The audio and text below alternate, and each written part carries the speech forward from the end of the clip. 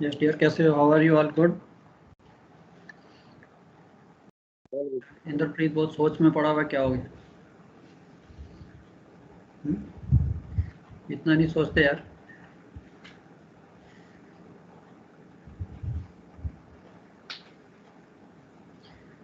चलो, कल मैंने कुछ नोट्स भेजे थे, आई होप कुछ है useful. Have you gone through this cargo gear के?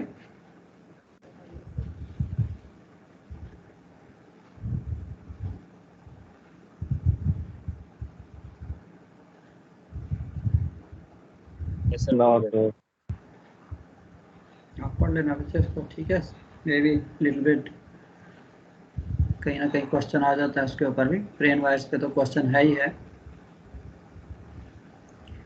चलो, we'll be continuing today the same with the IG system and let's see how far we go. The next is your crude oil washing.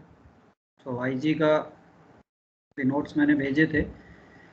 I hope now you are familiar what this IG system is and उसका purpose क्या है, how does it help us in having or running the ships in a better, safer condition.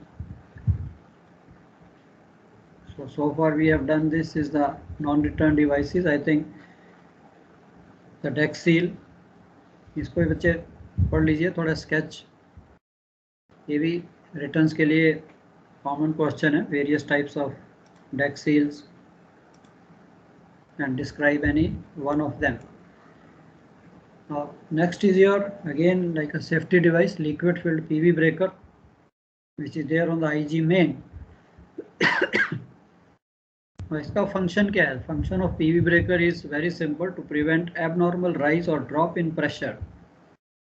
In case your tanks में excessive pressure या vacuum develop होता है, so no damage to the structure should take place, and this PV breaker helps us in releasing that excessive pressure or the vacuum. And when the breather valve does not operate properly due to fluctuations in pressure in cargo tanks due to variations in atmospheric and temperatures of seawater, or when there is an abnormal increase in pressure in the cargo tank when loaded beyond specified rate. So these are the possibilities. Of course, each tank has got a independent PV valve, but how efficient? It's again a mechanical device. So it's possible it may get stuck, not operate, and then the tank or the structure comes into a very big risk. So उस चीज़ को देखते हुए, so they have put this liquid filled PV breaker. Basically it operates at a water column of 1600 to 1800 millimeter of water gauge, and just for your information, and vacuum basically on the 400 millimeter. 1000 millimeter of water gauge is equal to about 0.1 bar. So just to give you a fair idea that how much this water gauge is, when we see this on the various equipment which is fitted. Now as per SOLAS also, one or more liquid filled PV breaker valve should be fitted, and it's very simple. These devices require very little maintenance, and they will operate at liquid or the required pressure if they are filled to correct level with correct liquid density, and we add also sometime glycol or antifreeze mixtures because the ships have to operate. They can go to cold climates, and अगर इसके अंदर पानी है वो freeze हो गया,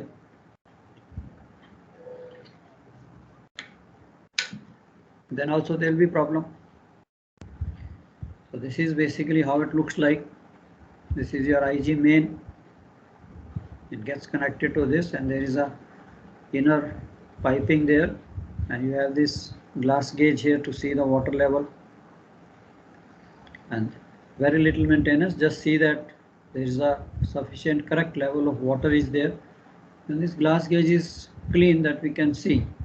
So these are the routine normally when we are working on deck. Anybody, duty officer, chief officer, anybody, like deck seal, here also we keep watching there is a water level is maintained. and then nothing, no problem. इसका जो basic principle for working is very simple. Evaporation, ingress of seawater, condensation, corrosion should be taken into consideration and adequately compensated for. So इसमें इतनी है नहीं, we can fill up fresh water once it is coated from inside. And of course, for the designer, he has to ensure the characteristics of the deck water seal, PV breakers and PV walls and pressure settings of this, all these things are compatible. And also desirable to check all PV devices are operating at their design pressures. So आजकल तो of course we have to be, on the toe, because you never know, tankers wherever they are berthed, inspections कोई ना कोई तो चला रहेगा, और नहीं है तो terminal वाले, that whether your these PV walls working or not working, so you can manually also lift them. And इसका जो operating principle is very simple, that if you see this PV breaker, basically inside there is another pipe running there, which is the water level is filled normally in this case. And when there is in normal case, when there is IG running, so it will just create a water seal here, nothing can go out. But when there is excessive pressure comes on the IG main, this is your IG main, so excessive pressure, what it will do? It will just spill this water out. So all the water will come out and then the excessive pressure will be released through this opening. And in the opposite case, when the excessive vacuum develops due to temperature fluctuations, then what happens? Then it is going to suck all the water inside, whatever little water is there, and it will suck the atmosphere. So then you have to be little careful. Now it has, the tanks have got little fresh air inside, so be very careful. At least it will, save everything from damage. So this is a very simple sketch. If the question comes, so this also explains nicely how these PV breakers work. Normal condition, water level, and normal condition, the water little bit under pressure, it remains here. But excessive pressure, when comes on the IG main, it will throw all this water and your excessive pressure is released. Vacuum time, this pressure is, or this liquid is sucked in and the vacuum is broken. That's why it's called either the pressure or the excessive vacuum. It can break and save your tanks. हवा के inert gas operations, I think we have all seen this, that when we do all these IG operations, of course tankers are fitted with this. Cargo tank should preferably at all times be inerted and have a tank atmosphere with an oxygen content at all times. Of course, when you are doing inspection, repairing, that is a separate case, but after we finish that job, back to all the tanks to be inerted. And during all your normal operations, inert gas, empty gas-free tanks to be inerted. What we were discussing yesterday, in case if you are ballasted these tanks, cargo tanks, ballasting, deballasting, then also inerting. Purging prior to gas freeing and use of IGS for gas freeing. Now inerting of empty gas-free tanks, I think you are all very thorough. Why it is required and how does it help? How does it enhance the safety? That once we are in inerted conditions, we are 100% safe. And when all tanks have been inerted, they should be kept common with the IG main and maintained at positive pressure. Now here, never ever close these individual tank walls. Sometimes we have a thing that individual branch lines which are going to the individual tanks, moon walls go, please never shut them, because then you are isolating the tank. So for individual, for some purpose, yes, you can do that, but make sure that finally all these tanks, the branch IGs are connected to the IG main. Inerting during loading, of course, during loading we don't use the inert gas. So we always use the cargo vapors are there, excessive vapors are always there. Topping up, yes, due to temperature fluctuation, due to leakage of your vapor pressure from the tanks, if there is any leakage, the pressure can reduce. And as I told you, you get an alarm. There is a low level alarm. low pressure alarm and low pressure alarm. And then we start this IG or the IG generator, whatever you have, and then top of these tanks. Now inerting during discharging and ballasting, yes, that is the time when we keep these tanks under pressure, positive pressure rather, and we discharge the cargo. Inerting during tank cleaning is most important. Now tank cleaning, again, when you are carrying out, of course, whether we are carrying out crude oil washing or water washing, both these operations are little critical, because as we discussed, maximum time accidents take place during these operations, tank cleaning or gas freeing. आपने gas free कर दिया and suddenly you want to do again the washing, you find something else and you want to carry out the washing, please do not follow the shortcut. Again, in case we have to do a one wash cycle आपको देना है, again inert the tank, let the oxygen content come less than 8%, then only do a washing. Today also, even after so much of system being fitted, still the accidents are taking place, still these things, it is just because of the shortcut. The tank inspection की थी, we found something else or there was a excessive dirt or sludge, कि चलो यार एक बारी एक और wash cycle दे देते हैं, टाइम कंस्ट्रेंट तो ऑलवेज है ही है शिप पे, we are always running for the time, and वो शॉर्टकट किया कि चलो कुछ नहीं होता, just close the tank and start the machines, and then the problem starts. So please be very careful. Inerting during tank cleaning is most important, and purging prior gas freeing, ये भी कई बार question आपको पूछ लेते हैं या आ भी सकता है रिटर्न में, why it is necessary, why we need to purge prior gas freeing. तो उसका सिंपल आंसर है, when it is desired to gas free a tank after washing, the concentration of hydrocarbon vapor should be reduced by purging the inerted cargo tank with the inert gas. So gas freeing, we know what we are going to do is we are going to introduce oxygen, atmosphere, and we don't want our tank atmosphere to come into the flammable envelope range. That triangle, जो red triangle है, उसकी range में हमारा tank atmosphere कभी नहीं आना चाहिए. So purge pipes, vents should be open to atmosphere and inert gas introduced into the tank until HC concentration measured should be reduced to less than 2%. Then we are happy. Until such time as determined by previous tests on cargo tanks have elapsed to ensure readings have stabilized and the gas is a representative. The gas which is coming out from your purge pipe is a representative of the atmosphere within the tank. Now you have the instruments, you are measuring that, you know what is inside, how much HC, how much O2. We can very well take any action, we can do anything to reduce the HC, we know. And you want to do the gas freeing, then also we know.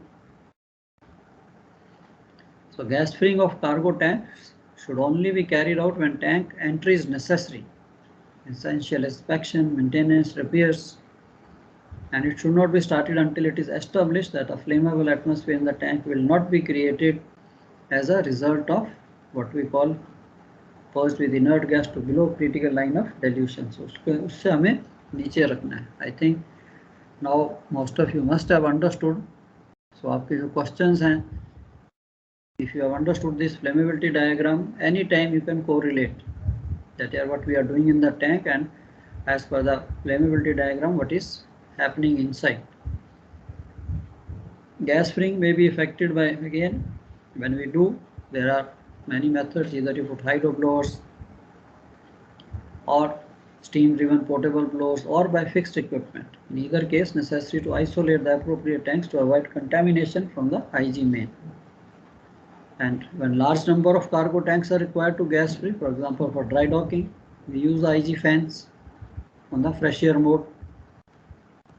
So that provision is also given there. So it's very helpful. Blowers are very powerful. And gas freeing can then be carried out by shutting the boiler uptake valves, isolating scrubbers, shutting the IG inert gas vent suction valves, and taking direct suction from the atmosphere. And this is, of course, जिन्होंने tankers किए, they must have done it. So very simple operation it is, just to inform engine room कि okay we need the IG blowers on the fresh air mode. But for other people also कि थोड़ा सा आपको भी idea मिल सकता है that how we can use these IG blowers for gas spring.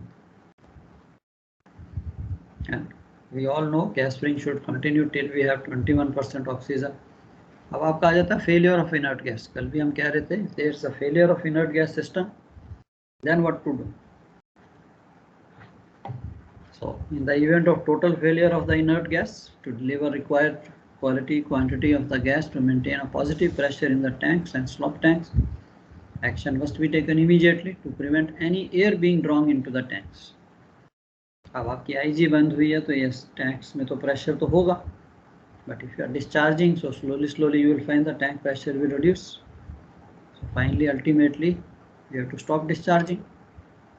So all cargo tank operation should be stopped, deck isolating valves closed, and the immediate action should be taken to repair the IG system. Of course, we do that. But अगर वो system repair नहीं होता, it takes time. Then in case of tankers engaged in carriage of crude oil, it is essential cargo tanks be maintained in inert condition to avoid the hazard of pyrophoric iron sulfide ignition. I hope anybody has got idea what is this pyrophoric oxidation या pyrophoric iron oxide ignition क्या होता है? Tankers वालों ने तो सुना होगा. Small pockets. Anybody, whatever comes to your mind.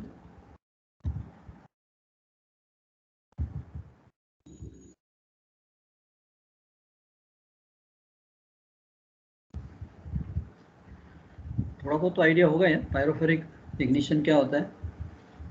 Sir any substance क्या होता है कि जब वो ऑक्सीजन के कांटेक्ट में आएगा तो अगर वो ऑक्सीजन के कांटेक्ट में आता है तो वो इंस्टेंट रिएक्शन करेगा. क्या चीज सर क्रूड ऑयल वॉशिंग के बाद सर टैंक में छोटे छोटे पॉकेट रह जाते हैं जिसमें गैसेस इनफिल होती हैं. जब उनको कुछ भी टच होता है तो they will emit that gas and they can catch a fire instantly. Okay, anybody else? चलो हम इसको भी देखेंगे पायरोफेरिक इग्निशन क्या होता है. So anyway I have written here also. Basically बच्चे क्या होता है, देखिए आपके जो टैंक्स हैं,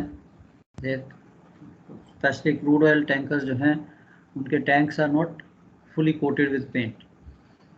So normally maybe 1.5 meter from top and 1.5 meter from bottom, that's all they are painted, and rest of the area of the tank is not painted. And हम इसको washing भी करते हैं, salt water से wash भी कर रहे हैं, so there is a corrosion, chances of corrosion are there. अब corrosion क्या है? Basically oxidation, iron oxide formation. अब जब if your tank is having a less oxygen and more of your say hydrogen sulfide H2S, excessive H2S is there, तो ये जो आपकी excessive hydrogen sulfide gas है, ये क्या करती है, ये आपका जहाँ पे भी corrosion के जो spots हैं, thick corrosion जहाँ पे है स्पेशली, तो आयरन ऑक्साइड को आयरन सल्फाइड में कन्वर्ट कर देगी. ऑक्सीजन तो है नहीं, H2S ज़्यादा है, तो ये आयरन सल्फाइड में आपका जो कोरोजन वाला पैच है वहाँ पे एक कन्वर्शन हो जाएगी. तब तक तो कुछ नहीं है. अब आपने अगर टैंक के अंदर फ्रेश एयर जब इंट्रोड्यूस करोगे आप, तो जैसे यहाँ पे अभी हमने देखा कि IG बंद होगी and if you introduce the fresh air, तो जैसे ही फ्रेश एयर जाएगी मीन्स ऑक्सीजन, एंड ये जो आपका रस्ट का जो स्पॉट है, it can be sometime a thick patch. ये जो आयरन ऑक्साइड जो आपका आयरन सल्फाइड में कन्वर्ट हुआ है, ये iron it will go back to the oxidation में जाएगा, रिवर्स रिएक्शन होगा, this iron sulphide will get converted into iron oxide. ये जो रिएक्शन है इट इज एक्सोथर्मिक, एंड वो जो आपका रस्ट का जो पैच है it becomes lot of heat is generated and slowly it starts getting heated up and it comes to such an extent कि it starts glowing, red hot हो जाता है, it becomes incandescent. And now you know, अगर वो patch जो है इतना गर्म हो गया या उसके अंदर इतनी जिसे कहते हैं सॉर्ट ऑफ हीट आ गई, एंड उसके बाद आपका एटमॉस्फेयर जो टैंक में है इट इज फ्लेमेबल, HC भी है एंड ऑक्सीजन भी है। अभी तक तो हम इसीलिए मेंटेन कर रहे थे कि yes if there is no oxygen तब तो ये रेड हॉट हो या कितनी भी हीट हो but ignition cannot take place because no oxygen. अब तो हमने ऑक्सीजन आ गई टैंक के अंदर, फ्लेमेबल एटमॉस्फेयर आ गया। एंड ये जो this is what this conversion from iron sulphide to iron oxide, this exothermic reaction is normally a pyrophoric oxidation जिसे कहते हैं। सो इस चीज का हमें थोड़ा सा माइंड में ख्याल रखना है कि yes when we introduce fresh air, so this is a possibility of this reaction may take place inside. And if it is assessed that the tanks cannot be maintained, अब ठीक है कि आपकी IG नहीं है, चलो कोई बात नहीं, IG बंद होगी, we have stopped the operation, we have closed all the tanks, balls, everything, so tanks are still in inerted condition. But if it is assessed the tanks cannot be maintained in inert condition before the IG system can be repaired, external supply of IG. अब ये भी है कि yes it is possible and it may not be possible also. All the terminals will not be having this facility. Now if we get the shore IG then it is good to avoid air being drawn into the tanks. Now in case of again product carriers, if it is considered to be totally impracticable to effect a repair to enable IG system to deliver the required quality and quantity of gas and maintain a positive pressure, cargo discharge and deballasting may only be resumed provided either an external supply, ये जी वो भी नहीं मिल रही, otherwise of course after informing all the concerned people, owners, charterers जो भी हैं, even competent authority and your flag state की, of course the company will do that. जैसे आप कंपनी को इन्फॉर्म करोगे those people know, technical people know कि अगर मेरे को ये ऑपरेशन रिज्यूम करना है या if I have to deviate from the normal operations, किस किस को इन्फॉर्म करना है before we go ahead with it. And the venting system is to be checked to ensure approved devices to prevent passage of flame into cargo tanks are fitted, spark arresters, and these devices are in satisfactory condition. अब ये कहना बहुत ठीक है कि satisfactory, तो word is very ambiguous, and these devices should be in good condition. Lot of time it happens कि या तो आपकी जो spark arrestor जो वायर मैश है या वो टूटी हुई है या है ही नहीं या choked. The walls on the vent mast risers open and no free fall of water or slop permitted. No dipping, alleging, sampling or other equipment should be introduced into the tank. So आगे वही वाली precautions. After informing people and when you have to do it, so आपको भी यही guideline आएगी कि भैया take all these normal precautions. That आपके सारे के mast riser के ऊपर आपका spark arrestor is there, and then no free fall of this, no dipping, alleging. Then you can open the vent riser mark. Of course, it will suck the fresh air. And अंदर आपका जो tank है, the moment fresh air goes, आपके मन में immediate आना चाहिए now inside the tank is a flammable atmosphere. तो उसके लिए हमने ये सारी की सारी precautions लेनी है कि immediately dipping, alleging, sampling जो है थोड़ी देर के बाद. Why? In case there is any static, anything is there, so वो produce now. And if it is necessary that such equipment to be introduced into the tank, this should be done only after at least 30 minutes to 1 hour. All metal components, कुछ भी अगर उसमें introduce कर रहे हैं, that must be securely earth, ताकि कोई spark के चांसेस ही प्रोड्यूस ना हो, then it is okay normal. तो ये चीज का आपने ध्यान रखना है. अब आपके आगे पायरोफेरिक oxidation in an oxygen free atmosphere where hydrogen sulfide gas is present. अब ऑक्सीजन फ्री मीन्स हमने इनर्ट कंडीशन में है, ऑक्सीजन का लेवल बहुत कम कर दिया अपने tank. And when you have the H2S gas is present or where concentration of H2S exceeds that of oxygen. Of course oxygen हम 5% पे ले आए तो H2S अगर आपके क्रूड में है, then iron oxide is converted to iron sulfide. And when the iron sulfide is subsequently exposed to air, it gets oxidized back to iron oxide and either free sulfur or sulfur dioxide gas is formed. Now ये जो oxidation है, this oxidation can be accompanied by a generation of considerable heat so that individual particles may become incandescent. So rapid exothermic oxidation with incandescence is termed pyrophoric oxidation. तो ये quite common है कि आपके मन में immediately आता है, you know your tank condition, that if there is a rusting, normally तो rust का chances कम होते हैं because you are loading oil, so even tank coatings, of course product carrier पे problem नहीं है because there the tanks are coated, आपके epoxy coating है तो वहाँ पे rust formation के chances कम है.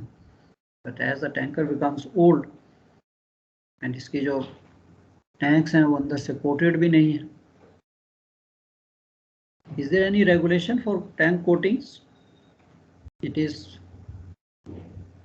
has to be done or it is up to the owner? होती है सर, रेगुलेशन तो होती है सर. चलो ठीक है, आपको थोड़ा आइडिया है. There is of course coatings के लिए भी परफॉर्मेंस स्टैंडर्ड्स हैं कि अपनी टैंक की जो कोटिंग्स करनी है तो उसमें भी है कि yes, they don't say that the entire tank, like अगर मैं क्रूड ऑयल कैरी कर रहा हूँ, nobody will say the entire tank has to be coated because most of the time अगर आप देखिए, so when we carry oil even 98%, तो होता क्या है 98% तो टैंक हमारा उसमें ऑयल है, बट जो ऊपर का एरिया 2% जो खाली है, नॉर्मली कोरोजन जो है वहीं पे होगी. अगर आप बैलास्ट टैंक्स भी देखिए तो where the corrosion takes place, नीचे तो हमेशा पानी होता है, डेक आपकी देखना अच्छी होगी, बैलास्ट टैंक्स पे तो सब गए होंगे. तो सर्वेयर भी कभी आएगा, कभी आप कंपनी करोगे, when you go for tank inspection, the first thing he looks on your deck head of the tank, क्योंकि वहीं से उसको पता लग जाता है. अगर आपके डेक हेड जो सबसे ज़्यादा कोरोजन वही होनी है बिकॉज वो एरिया थोड़ा खाली रहता है, वहाँ पे आपका एयर ऑक्सीजन सब कुछ होगी, बाकी तो tank almost of the time full रहता है. अगर वो आपका डेक हेड ठीक है, क्लियर है, then he knows the rest of the tank will also be in good condition. Tankers पे भी यही चीज़ है कि yes there is a regulation कि टैंक्स के जो अपर एंड लोअर एरियाज हैं 1-1.5 metre, there is a percentage, कितने percent, I think it comes to 1-1.5 metre upper and the lower portion जो है वो बेसिकली कोटिंग होनी चाहिए, अदरवाइज बाकी वालों के लिए कोई ऐसी रिक्वायरमेंट नहीं. चलो ये तो था आपका विद द IG सिस्टम क्या होता है and how we work. So I suggest at least थोड़ी इसके स्केचेस की प्रैक्टिस कर लीजिए IG सिस्टम की, and your deck seals, PV wall, PV breaker. तो इस पे these are the very common topics जिस पे क्वेश्चन आपको आता है. So I hope very easy to answer for anybody. इसके लिए आपको नो नीड दैट मैं टैंकर पे हूँ या नहीं हूँ, so you can easily do that. अब हमारा नेक्स्ट आ जाता है crude oil washing. I think few of you जिन्होंने टैंकर पे काम किया must have at least seen, independent तो नहीं की होगी आपने crude oil washing, but you must have seen or accompanied chief officers when this crude oil washing was being carried out.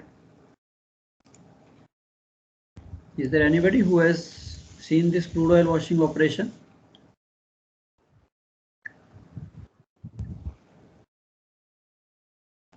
Yes sir. चलो गुड. सबने देखी होगी सर, डिस्चार्जिंग पे सभी होती है सर. ओके या चलो, कई बार आई come across people they say कि we have worked on tankers but we, हमें अपॉर्चुनिटी नहीं मिली या नहीं देखा. सर प्रोडक्ट टैंकर पे नहीं होती ना सर, प्रोडक्ट पे क्रूड ऑयल जो है ना वो टाइप कास्ट कर देती है, ऑयल केमिकल वालों को क्रूड पे बेचती नहीं है, यस ऑयल केमिकल पे ही करवाती रहती है. इसीलिए यस, इसीलिए मैंने आपको कहा कि कहने को ठीक है, हम कहते हैं हमने टैंकर पे काम किया है, लेकिन फिर वही है ना सर, ऑयल केम वालों ने गैस रिंग देखा होता है, क्रूड ऑयल वालों ने गैस रिंग नहीं देखा होता. राइट बच्चे. बट देखिए अभी हम एग्जाम के लिए जाते हैं तो अब सर्वेयर के माइंड में इतनी चीज़ें तो आएंगी नहीं, इजंट इट. अब मेरे माइंड में भी बाई चांस आया कि हाँ यार ठीक है, मेरे को भी लगता था moment you say your second officer on oil camp, तो मेरे को भी लगता ठीक है यार ऑयल है तो इसने सब कुछ देखा होगा. बट आगे अपॉर्चुनिटी की बात है कि आप प्रोडक्ट पे ही चल रहे हो या केमिकल पे ही चल रहे हो, तो क्रूड ऑयल वॉशिंग का तो हमें आइडिया भी नहीं होगा। अब सबसे पहले यही चीज़ आती है कि यस, जिन्होंने भी क्रूड ऑयल वॉशिंग एटलीस्ट आप tomorrow you become chief officer, ये नहीं है कि आप चीफ ऑफिसर बन गए तो आपको इमीडिएटली कहेंगे अच्छा भी आपके पास मास्टर सर्टिफिकेट है and you are chief officer and चलो जी आप क्रूड ऑयल वॉशिंग के इंचार्ज बन गए। Can you do that? नहीं सर, ऐसा नहीं करते हैं, वो एक्सपीरियंस के बेसिस पे ही करते हैं। करेक्ट। तो यहाँ पे भी रिक्वायरमेंट है, अगेन आपकी 16 की रिक्वायरमेंट है कि ट्रेनिंग जिसे कहते हैं। अब ट्रेनिंग है कि यस, अब इसी सर्टिफिकेशन इज़ वन थिंग, पढ़ाई एक तरफ है, एंड क्रूड ऑयल वॉशिंग के लिए कि यस आपके पास एक्सपीरियंस दैट कि या तो आपने उस टाइप के शिप, उसके सिस्टर शिप पे आपने क्रूड ऑयल वॉशिंग की है, फिर आप उसी टाइप के शिप पे आते हो, then okay the company authorises you. Otherwise आपको हो गया फर्स्ट टाइम तो हमने करनी है, फर्स्ट टाइम कैसे करेंगे? सो आपका यही एक्सपीरियंस आता है कि चलो फर्स्ट टाइम के लिए एटलीस्ट यू हैव अकम्पनीड। इसीलिए मैंने आपको पूछा कि यस अब आप सेकंड ऑफिसर हो, you have carried out the crude oil washing with the chief officer, तो आपका वो भी एक्सपीरियंस एड अप होता है। And then master initially will it's like parallel, वो आपको हेल्प करेंगे। एक बार आपकी हो गई, उसके बाद आपका एक्सपीरियंस जो है आपके बही खाते में आ जाता है कि yes you have done, and then you become the incharge. अभी क्रूड ऑयल वॉशिंग करते क्यों है? Why it is required? What was the purpose? ये आई क्यों? I am not asking the advantages disadvantages, what is the basic purpose? Sir basic heavy density होता है sir नीचे, तो वो जम ना जाए, तो उसके लिए उसको कंटिन्यूअसली रोटेट कराना जरूरी है। ओके, सो क्रूड ऑयल वॉशिंग मतलब उन्होंने कहा कि ठीक है आपकी जो स्लज रिमूवल है उसके लिए भी चलो इसको वॉशिंग को शुरू करो। Anything else? कोई और रीज़न हो सकता है इसको लेके आने का? Whatever comes to your mind, note अपने माइंड को बिल्कुल एक सिंपल उसमें रखिए, आपके पास मैंने बताया खुद आंसर आ जाएगा आपके। यार क्या इसका रीज़न हो सकता है? That's why I am telling. अब आपकी जो लेवल है ना, आपका लेवल आप थोड़ा ऊपर आ गया। अभी तक तो था कि ठीक है यार, अब मेरे लिए आप सेकंड ऑफिसर नहीं हो, मेरे लिए आप चीफ ऑफिसर हो कि हाँ यार ये जो हम ऑपरेशन कर रहे हैं इसकी क्या रीज़न थी इसको लेके आने। It is very simple dear. पहले क्या होते थे, we used to wash the tank, tank washing तो होती थी, डीस्लजिंग भी होती थी, टैंकर्स में सारा काम चल रहा था। ड्राई डॉकिंग से पहले आपको सारा डीस्लजिंग करना है, जो भी काम करना है वो मैनुअल होता था। एंड टैंक वॉशिंग होती थी। टैंक वॉशिंग क्या थी? सॉल्ट वाटर से या हॉट वाटर से, पोर्टेबल मशीन्स थी, इजंट इट? सो ये सारा काम चल रहा था, बट दे फाउंड कि ये जो वाटर वॉशिंग है, इस वाटर वॉशिंग से क्या हो रहा था? पोल्यूशन। एक तो अगर मैं टैंक को वाटर वॉश करूंगा तो जो ये ऑयली वाटर मिक्सचर मेरे टैंक में आएगा, just imagine anybody any tank, I think all of you can imagine यार, अगर मैं ऑयल के टैंक को वॉश करता हूँ, ठीक है मैंने क्लीनिंग करनी है, चाहे हॉट वाटर से कर रहा हूँ किससे कर रहा हूँ, अब मेरे टैंक में इकट्ठा क्या हो रहा है? Oily mixture. अब इस ऑयली मिक्सचर को मेरे को कहीं ना कहीं शिप पे स्टोर करना है। चलो we are not thinking of pollution, slop tanks वहाँ रखना पड़ेगा, कहीं ना कहीं तो रखना पड़ेगा ना, we can not just pump it out, clean water तो है नहीं। अब आपको अगर मेरे को 2 टैंक या 3 टैंक बनाने पड़ेंगे जहां मेरे को ये वॉश वाटर जो है स्टोर करना है, तो मैं तो अपने शिप की वैसे अर्निंग कैपेसिटी को कम कर रहा हूँ। तो ये भी एक चीज़ थी यार, एक तो स्लॉप टैंक्स आपने रख दी, you are carrying so many slops. अब सारी पोर्ट्स तो फैसिलिटी नहीं हो, कहेंगे नहीं भी हमें नहीं चाहिए ऑयली मिक्सचर, आप अपने पास ही रखो।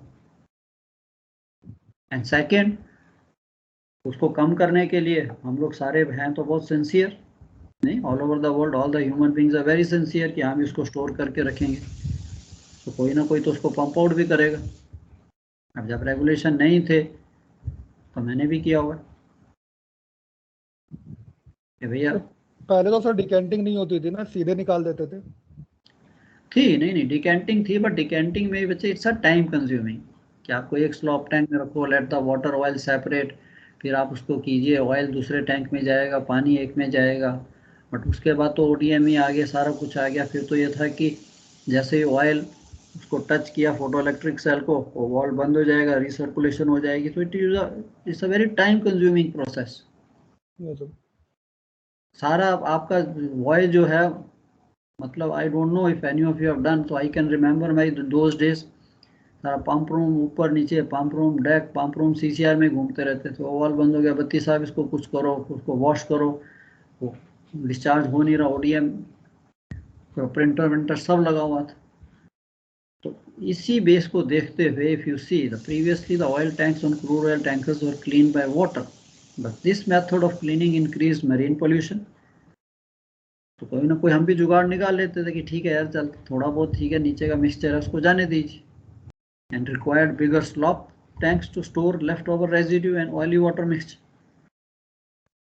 सो जब गवर्नमेंट ने देखा या people who are working in the industry they found कि नहीं यार, ये तो हमारे ओशियन जाएंगे। इवन आज इतने रेगुलेशन हैं, इतने स्ट्रिक्ट रेगुलेशन हैं, still people are doing it, isn't it? कहीं ना कहीं से कुछ ना कुछ निकाल लेते हैं लोग। So in order to prevent this problem, a better non-pollutant way was introduced, wherein oil cargo of the tank itself are used to clean the cargo tanks.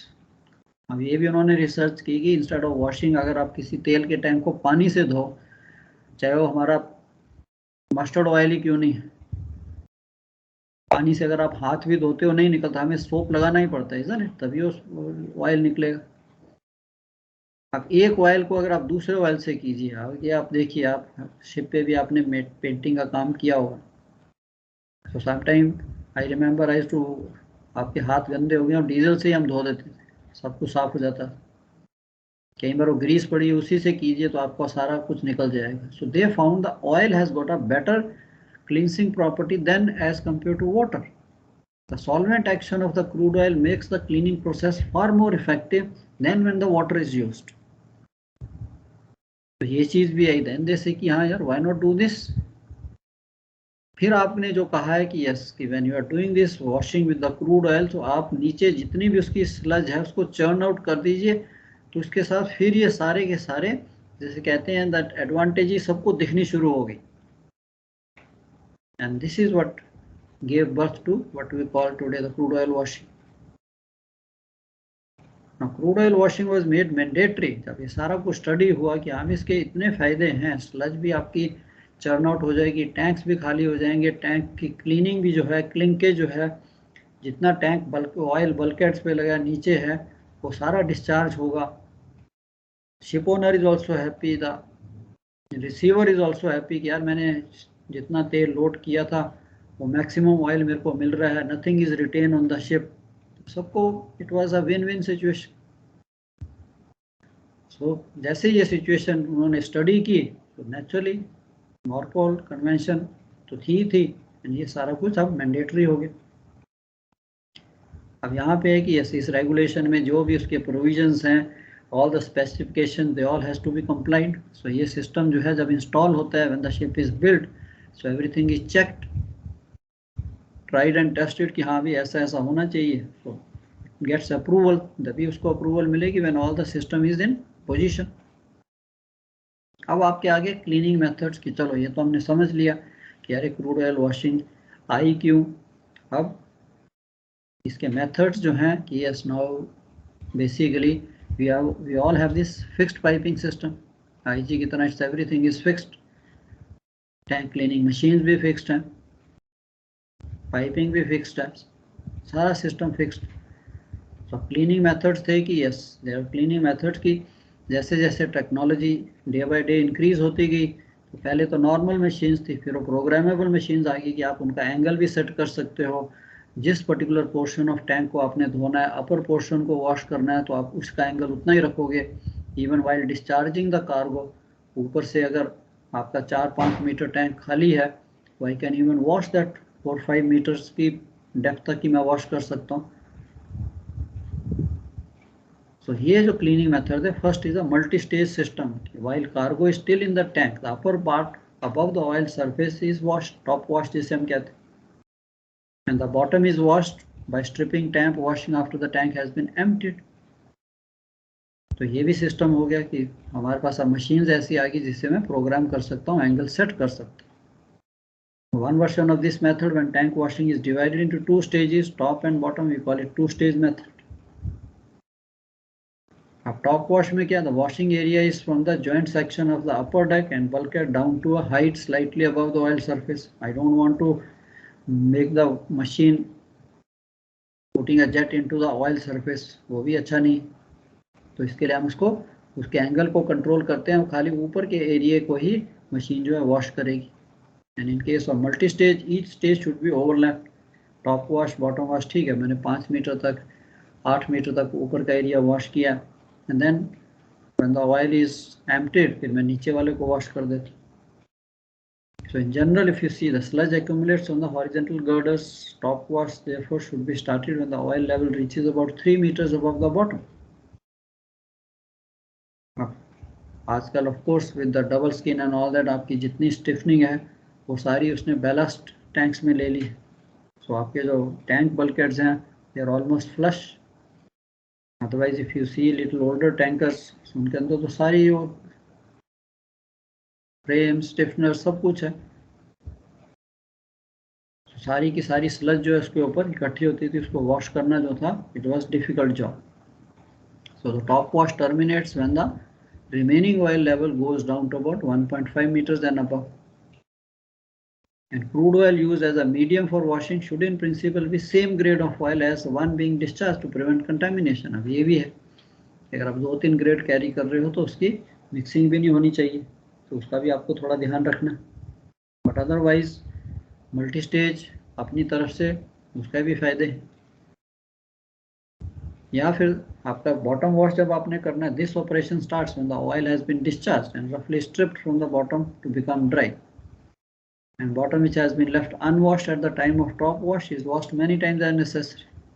अब मैंने कहा सिर्फ बॉटम वॉश देना ठीक है यार, मैं उसको मेरे को पता है मेरे टैंक में अगर स्लज ज़्यादा है, ऑयल इज ज़्यादा कचरे वाला है, या हो सकता है मैंने टैंक्स को चांस नहीं मिला, and then I can give even 2 cycles कि यार बॉटम में वो मशीन खाली पूरे के पूरे आपके टैंक बॉटम को ही उसी में ही जेट मारती रहेगी, उसी को वॉश करती रहेगी.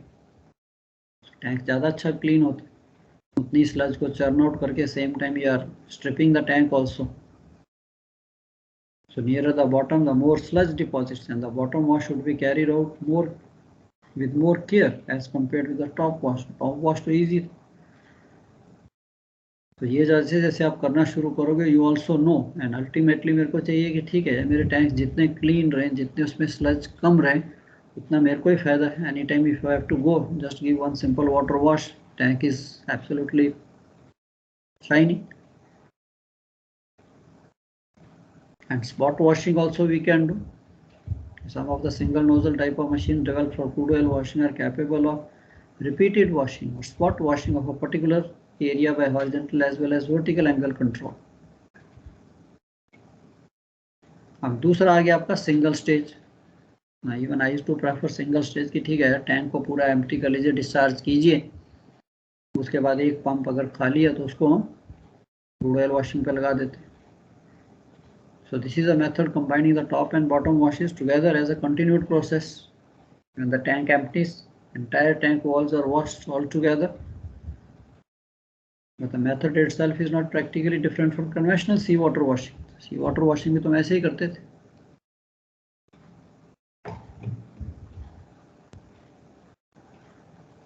Following are considered to be prerequisites for this washing. Tank shall be empty before washing. Number of machines should be well balanced with the stripping capacity. अब ये तो है नहीं कि आप उसके अंदर ऑयल डाल रहे हो, मशीन्स आपने ज़्यादा खोल दी है, आपकी जो स्ट्रिपिंग कैपेसिटी है, जो इंडक्टर है, उसकी कैपेसिटी उतनी है नहीं पंप आउट. वैसे तो ये डिज़ाइन के टाइम ही देखा जाता है. So this is another thing which is seen during the design, that your inductor is, उसकी जो कैपेसिटी है it should be at least slightly more than what the throughput of the machines are. अब machines तो tank में तेल डाल रही हैं, बट अगर मैं उसको स्ट्रिप नहीं कर सकता तो naturally oil will start accumulating in the tank. अगर वो टैंक एक्यूमुलेशन ऑयल एक्यूमुलेशन हुआ फिर कहाँ से सफाई हो, फिर तो it is just the machine का jet is hitting into the oil. So ये काओ की एफिशिएंसी के लिए आप जितना टैंक को एम्प्टी रख सकते हो उतना बेटर है, उतनी क्लीनिंग जो है ज़्यादा अच्छी होगी. तो इसीलिए we take the trim also into account. जब क्रूड ऑयल वॉशिंग करनी है, IG, O2 कंटेंट, सारी चीज़ें हम देखेंगे। यस, क्या क्या फैक्टर्स हैं which we have to consider, and simple to understand कि यार जब मैंने क्रूड ऑयल वॉशिंग करनी है तो I should have at least 2.5-3 meter trim, so that मेरी स्ट्रिपिंग जो है इफेक्टिव रहे, एंड टैंक बॉटम जितना ड्राई होगा उतनी आपकी जो क्रूड ऑयल वॉशिंग है इफेक्टिव रहेगी। अब आपका आ गया वॉशिंग ऑयल सप्लाइंग सिस्टम।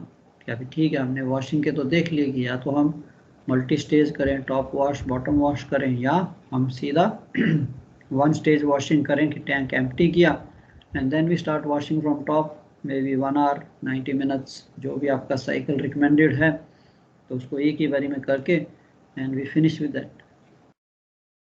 अब सेकेंड स्टेप आता है कि यार ये जो वॉशिंग का जो ऑयल है, जो आपने जिससे अपने तेल से वॉश करना है, उसकी सप्लाई किस किस मेथड से हो सकती है। So there basically 3 wash oil supplying methods, open cycle, close cycle और ब्लीड ऑफ सिस्टम।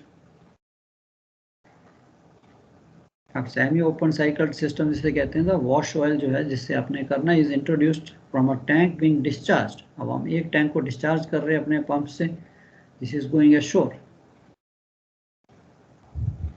सो वॉश ऑयल हम वहां से भी ले सकते हैं, and the drained oil is discharge into the aftermost centre tank और स्लॉप टैंक। अब मैंने एक टैंक से मैं डिस्चार्ज कर रहा हूँ, दूसरे टैंक को मैं वॉश कर रहा हूँ, एंड इसकी जो स्ट्रिपिंग्स हैं उसको मेरे को तीसरे टैंक में डालना है। Now the tank be used as a source of crude oil washing, जिसे हम ड्राइविंग ऑयल कहते हैं, should be first discharge। अब ये जो ऑयल है, तो ये भी एक नॉर्मल प्रैक्टिस है, आपने देखा होगा टैंकर्स वालों ने कि when the tanker comes to discharge, हमने क्रूड ऑयल वॉशिंग से पहले we discharge up to 1-1.5 meter, सारे टैंक्स को हम बेसिकली डी बॉटम करते हैं, क्योंकि जो पानी होगा ऑयल में, पानी तो मिक्सअप होता है, so during the voyage water जो है आपका नीचे सेटल हो जाएगा। सो इसलिए we want to discharge that entire, जिसे कहते हैं वाटर वाला oil. So we want to do the crude oil washing with the dry crude. इसी का आइडिया है कि ऑल टैंक्स में से एटलीस्ट 1-2 मीटर्स हम पहले नीचे से डिस्चार्ज कर दें sure, before we think of doing any pow and all that. Now this is in a simple sketch, you can see this कि आप का ये टैंक है, this is what the tank you are discharging. आप यहाँ से oil को discharge कर रहे हो, so your pump is taking suction from here and going and discharging to the manifold. अब इसी ऑयल को मैं क्या करता हूँ कि यहाँ से when this pump is there, इसका इस डिस्चार्ज पंप का जो डिस्चार्ज है उसको डाइवर्ट करता हूँ, इंडक्टर चलाता हूँ। इंडक्टर के लिए ड्राइविंग फ्लूइड चाहिए, so inductor will run from here and inductor discharge will go into the slop tank. This is your slop tank. So that means ये इंडक्टर चलना शुरू हो जाएगा, because इंडक्टर का आपने यहाँ से pump has diverted the oil back into slop and inductor is taking suction from the tank being washed. तो ये सिस्टम स्ट्रिपिंग का तो मैंने बना लिया, एंड सेम वे ये जो पंप ऑयल डिस्चार्ज कर रहा है, मैं यहाँ से शोर का वॉल बंद करता हूँ, मैनिफोल्ड या उससे पहले वाला वॉल को बंद करता हूँ, and I divert this oil into the crude oil cow line. अब ये वॉल जो है ये आपके काउ लाइन के वॉल्स, मेन काउ लाइन चल रही है, इसके ऊपर ये मशीन्स लगी हुई। अब यही ऑयल मैंने यहाँ से सक किया, इंस्टेड ऑफ डिस्चार्जिंग एश्योर मैंने यहाँ बंद किया, इसी को डाइवर्ट कर दिया and I start washing this tank.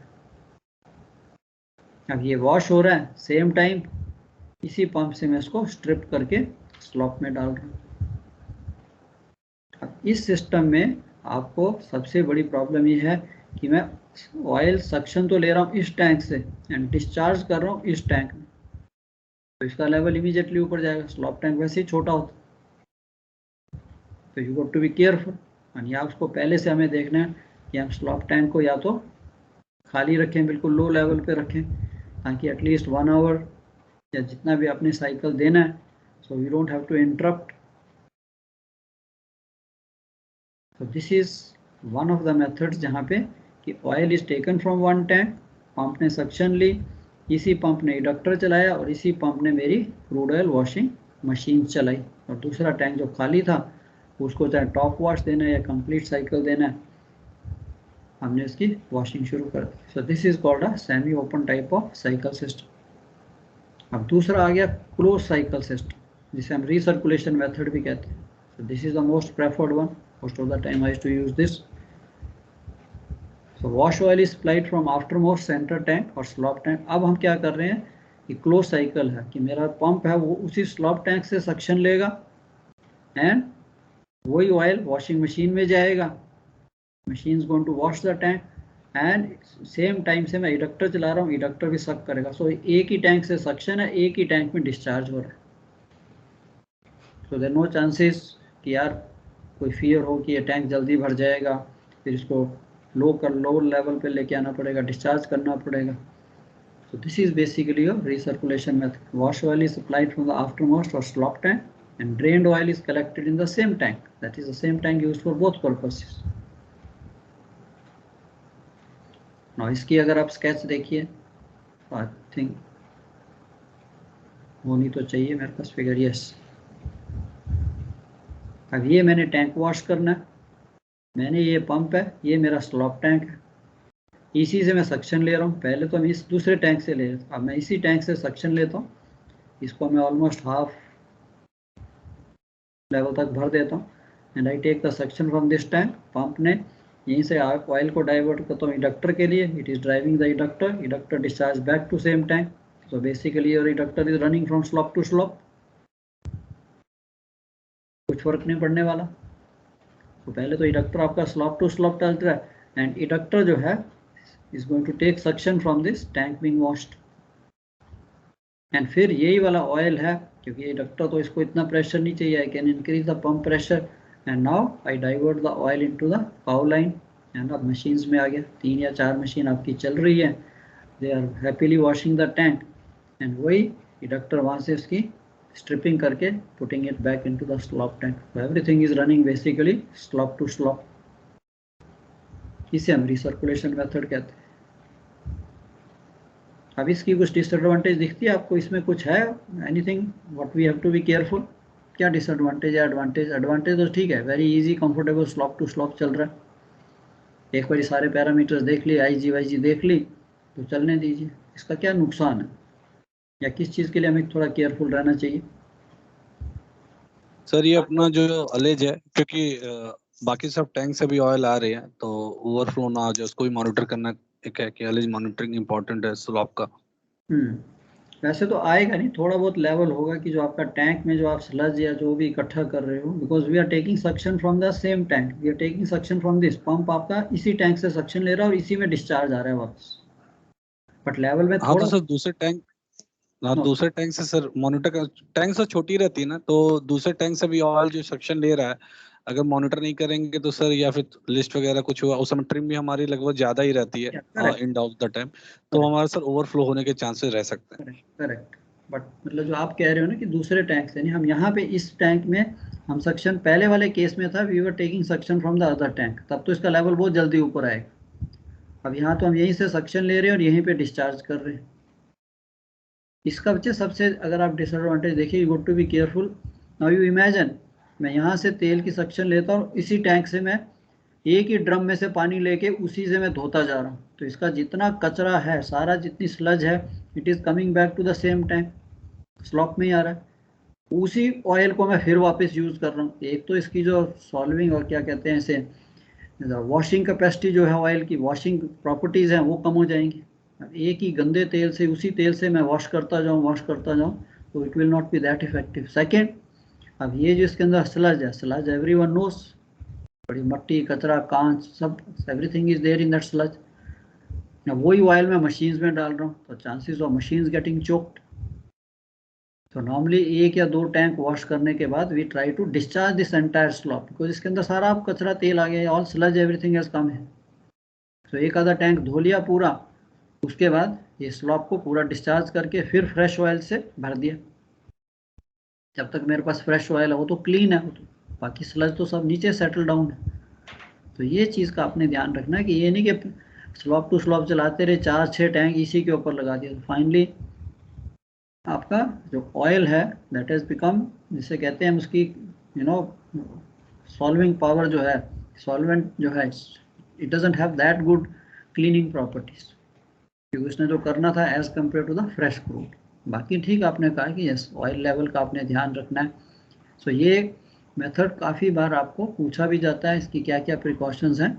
तो I will continue with this tomorrow, I have class with you, yes. So इसके अंदर काफ़ी चीज़ें जितनी मेरे मन में आई कुड ऐड।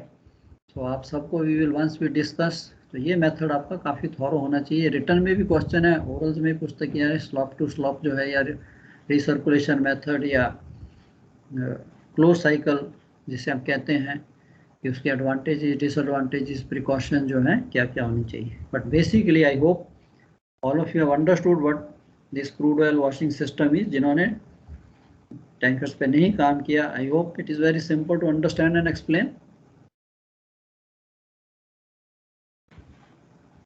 नहीं, थोड़ा बहुत तो आइडिया लग गया होगा क्रूड ऑयल वॉशिंग कैसे करते हैं, क्या हो सकता है, क्या कहते हो, यस और no?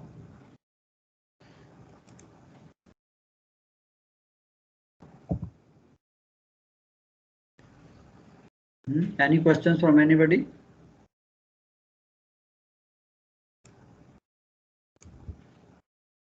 No, sir. Chalo, good.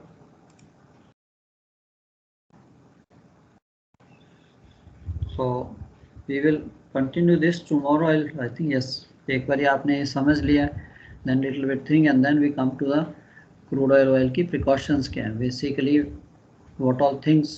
So we just cannot say कि tanker arrives and अपनी मर्जी से हम जो मर्जी करें। तो ये क्वेश्चन कॉमन है, what all precautions while or prior crude oil washing, during the crude oil washing, and on completion of crude oil washing, what all precautions or what all things we have to check and take care. चलो, we'll continue tomorrow, we'll finish this, and then next हमारा रहेगा chemical tankers. चलो, okay dear, bye bye for today, see you tomorrow.